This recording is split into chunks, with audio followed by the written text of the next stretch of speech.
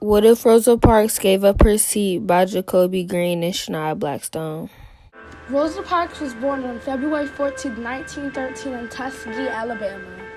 She was an African-American civil rights activist known for her role in the Montgomery bus boycott.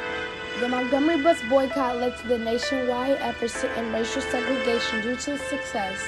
In response to her actions, Rosa Parks was awarded the Martin Luther King Jr. Award by the National Association for the Advancement of Colored People, the Presidential Medal of Freedom, and the Congressional Gold Medal.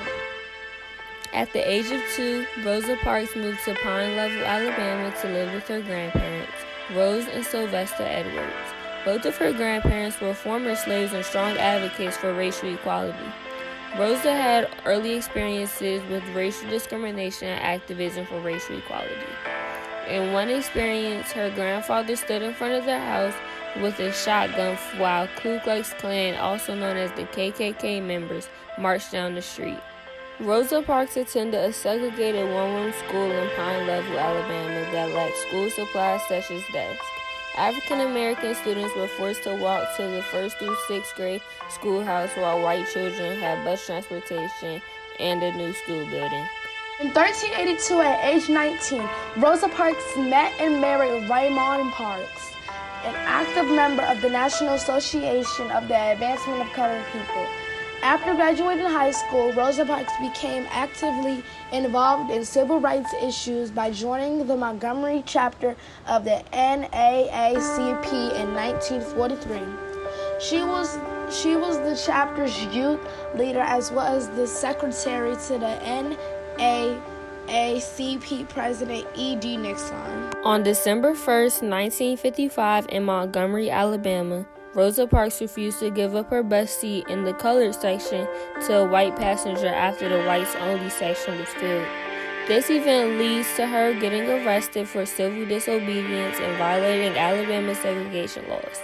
Her actions against racial discrimination caused a huge growth in her social standards. Monday, December 5th, 1955, the day of Parks' trial. Rosa Parks broke barriers in the city of Montgomery, Alabama. Members of the African American community were asked to protest her arrest by staying off city buses. Because of Parks' trial without African American bus riders, the city's buses were mostly empty. Almost 40,000 African Americans commuters living in the city at the time walked to work that day, and none of them could have the proper transportation that they needed. With public buses sitting idle, severely affecting finances for its transit company, white people struck back. Black churches were burned, both Martin Luther King Jr. and E.D. Nixon's homes bombed. The insurance was canceled for the city taxi system that was used by African Americans, and black citizens were arrested for violating an antiquated law prohibiting boycotts. On November 13th, 1956, the U.S. Supreme Court declared segregation on public transports to be unconstitutional. The Montgomery bus boycott was marked one of the largest and most successful mass movements against racial segregation in history.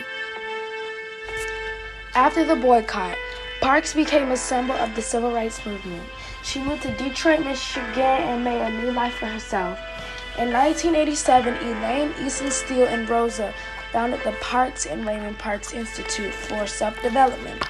The organization runs Pathways to Freedom, bus tours including young people to important civil rights and underground railroad sites throughout the whole country. On October 24, 2005, Parks quietly died in her apartment in Detroit, Michigan, at the age of 92. She has been diagnosed with progressive dementia, which she suffered from since 2002. Parks' death was marked by several memorial services, lying in honor at the Capitol Rotunda in Washington, D.C., where about 50,000 people viewed her casket. She was buried between her husband and her mother at Detroit's Woodland Cemetery. Shortly after her death, they renamed the chapel the Rosa L. Parks Freedom Chapel.